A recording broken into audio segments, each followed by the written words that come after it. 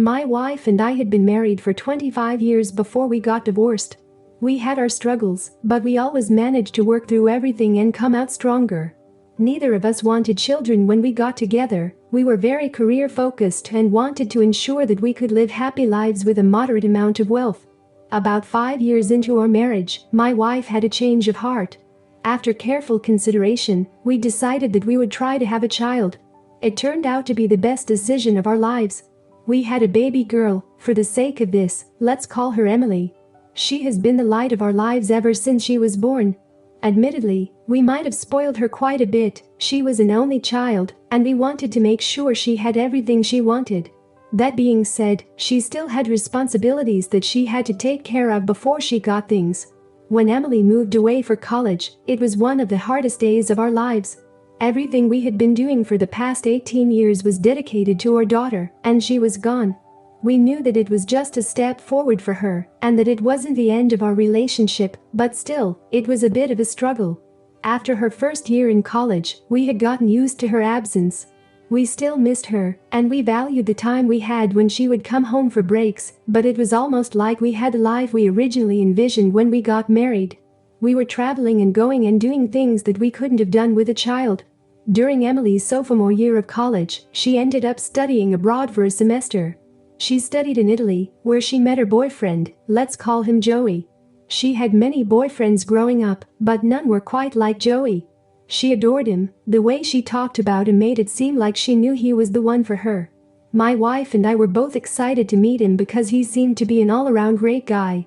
Because he lived in Italy, getting together for dinner was a little difficult, but the summer after her sophomore year, we invited him along to her lake house for our vacation. We had bought the lake house 5 years prior and had gone every summer since then. Joey was still a student, so we paid for his plane ticket to come and see us because we just really wanted to meet him. My wife and I instantly liked him. He was charming and handsome with a good head on his shoulders. He was studying to be a surgeon and was apparently at the top of his class. At the end of dinner, I was practically begging my daughter to marry him. Apparently, my wife also really liked him, just in a very different way than I did. I noticed during dinner that she would blush whenever he complimented her. At first, I thought it was kind of funny. He was a cute younger guy who was telling my wife that she looked good for her age, and my wife was falling for his charm throughout the rest of the week. The two of them developed an interesting relationship. It was very flirty, which made me uncomfortable, but I didn't want to draw too much attention to it for my daughter's sake. I mentioned it to my wife, and she told me that my concerns were nonsense. He was just Italian, and Italian men were like that. Maybe I was being naive, but I believed her. It was the 4th day of our vacation. I ended up coming down with quite a bad migraine. I would get them from time to time over the years, and whenever I felt one coming on, the best thing for me to do was just to sleep. The time in the sun was really not helping to keep it away, so I took off early from an outing to go home. They don't usually take too long to clear up, as long as I can get some decent rest. I drew back the curtains in my room and put a pillow over my head after popping a few Excedrin, and I fell asleep instantly. I woke up hours later, completely unaware of what time it even was.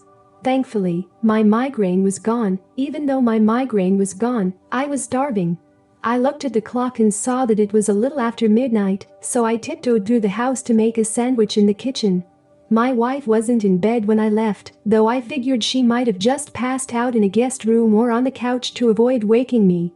I wasn't too concerned with that. I walked by my daughter's room and saw that she was in bed asleep. Her boyfriend wasn't there with her, and again, I didn't think much of it. I got to the kitchen and started trying to open the cabinets and fridges quietly as possible to avoid waking up my daughter. Then I heard the giggling. I froze to get a better idea of what I was hearing from the porch outside. I could hear Joey saying something in Italian, and my wife giggling at it. At first, I thought it was just the harmless banter she had told me so much about. Then I heard a little bit of moaning. Right away, I walked over to the window and peeked through it. My wife was straddling Joey, and he was kissing her neck. She had been wearing one of those long dresses, and it was raised up above her hips just enough for me to see that they were indeed having cakes. My wife was having cakes with my daughter's boyfriend on the front porch of our lake house, while my daughter and I were both upstairs asleep.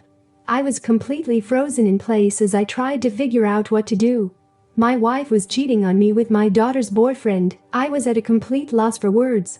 They continued what they were doing, and all I could think to do was pull out my phone and take a video of it for evidence against them. They were talking to each other while they were having sex and mentioning how they wanted to go inside to the basement again. That made me think that maybe it wasn't the first time they were together. I just went back upstairs and tried to think about what to do. If it wasn't the first time they were together, it couldn't have been some drunk mistake. Even then, it's unacceptable, but maybe it would be easier to digest if I knew they weren't in their right minds. To do it twice was extremely intentional. As I was lying in bed, I heard them make their way into the basement.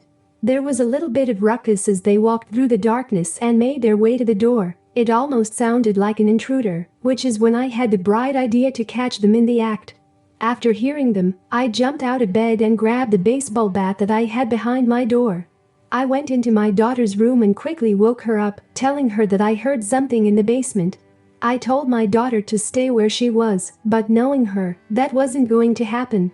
I tiptoed down the stairs pretending like I thought I was going to have to use my bat to fight off some criminal. My daughter was just steps behind me, peeking out to see what was going on.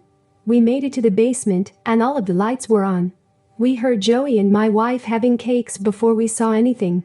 They were hardly making an effort to be quiet. It was almost like they wanted to be caught.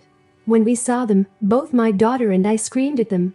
They were completely naked, and there was absolutely no denying what was happening. Right away, I regretted waking up my daughter for that. I should have been the one to catch them, and I should have shielded her from what she saw, but I wasn't thinking. They tried to cover themselves and explain what was happening, but it was just senseless rambling. My daughter stormed away, and I followed behind her. We both started packing our things to go back home. We didn't care what happened with either Joey or my wife. We just needed to get out of the house. My wife tried to tell me that it was a mistake, but I just told her to leave me alone. I had a lot I needed to figure out, and I didn't need her in my ear trying to talk me out of my decision. My daughter and I drove back home in complete silence, both terribly upset about what we saw. When I got home, I started looking into divorce attorneys. My daughter helped me look. After a few hours in the morning, we sat down together and had a conversation. She was mortified by what she saw, and she didn't think she was ever going to be able to look at her mother again, much less have a relationship with her. What I didn't know was that my daughter had spoken to my wife just a couple of days before about how much she loved Joey. They had been talking about marriage, and she thought it was a possibility for her. They had been considering marriage after she graduated. I was heartbroken for my daughter and completely furious with my wife. Cheating is never okay, but cheating with your own daughter's partner is disgusting. I went through with the divorce. My wife and I both worked, and we split all of the bills evenly for everything, so in the divorce, everything was evenly divided. To this day, my daughter doesn't talk to her mother. What she did was completely unforgivable, and I can't blame her one bit for avoiding her. Conclusion and advice from our channel to the author of this story. In the aftermath of that painful discovery, life took a turn you never anticipated. The betrayal by your wife and the shock for your daughter left scars that may take a long time to heal. It's clear that the bonds of trust were irreparably broken, and the decision to go through with the divorce, as difficult as it was a necessary step to find some semblance of peace and healing. Now, as you navigate this new chapter, it's crucial to prioritize the well-being of both you and your daughter. The relationship between a parent and child can be a powerful source of support, and in the face of such a devastating betrayal, maintaining that connection becomes even more vital. Continue to be a source of strength for each other, offering a listening ear and a shoulder to lean on as you both process the pain and move forward.